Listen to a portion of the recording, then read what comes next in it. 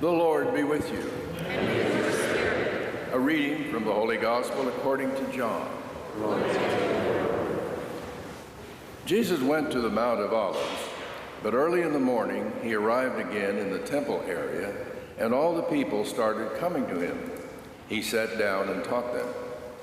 Then the scribes and the Pharisees brought a woman who had been caught in adultery and made her stand in the middle.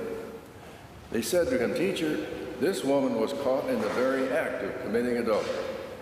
Now in the law, Moses commanded us to stone such women.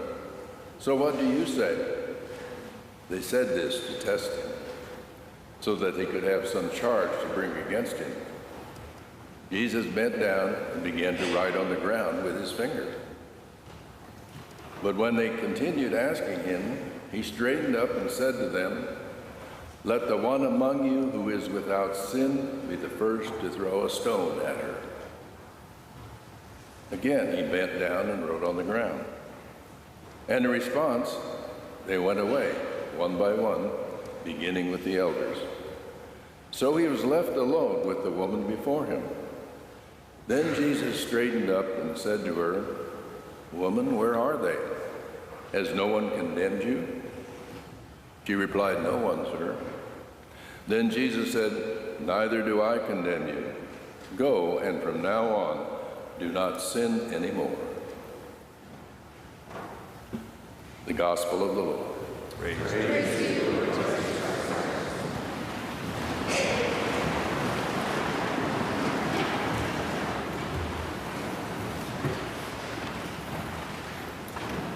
I think the refrain from that psalm is, "The Lord has done great things for us. We are filled with joy," is certainly a meaningful meditation as we approach Holy Week next Sunday.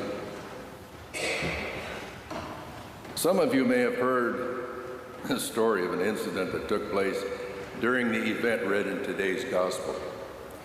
When Jesus said, "Let the one without sin cast the first stone," a little rock came rolling out of the crowd. He looked up and said, "Mother."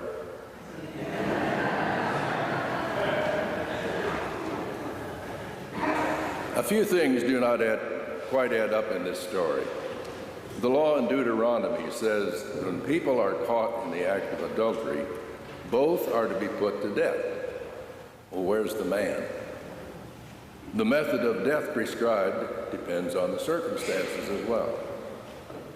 All of that aside, however, the message Jesus was conveying was as clear then as it is today. In the letter to the Romans, everyone who judges another is inexcusable. By your judgment you convict yourself, since you do the very same things. Notice Jesus did not condemn the woman. He gave no conditions for her being forgiven.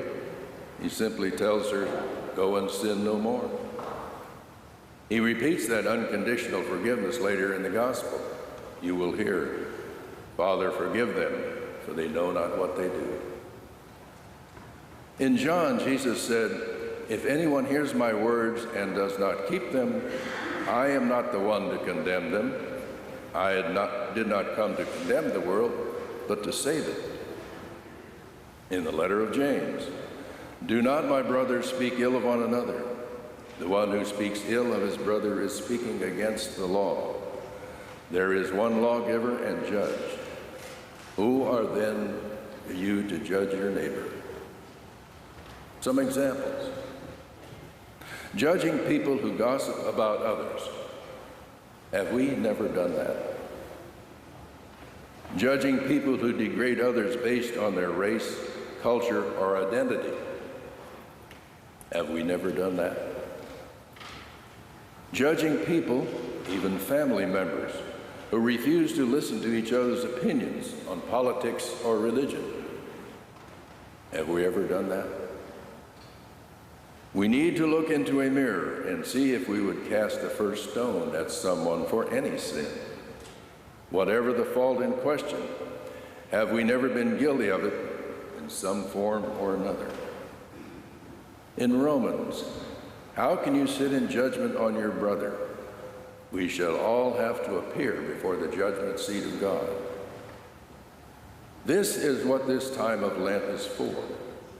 We need to take some time to reevaluate how we are making the words of Jesus real in our daily existence. Jesus forgives people in whatever condition he finds them. Do we?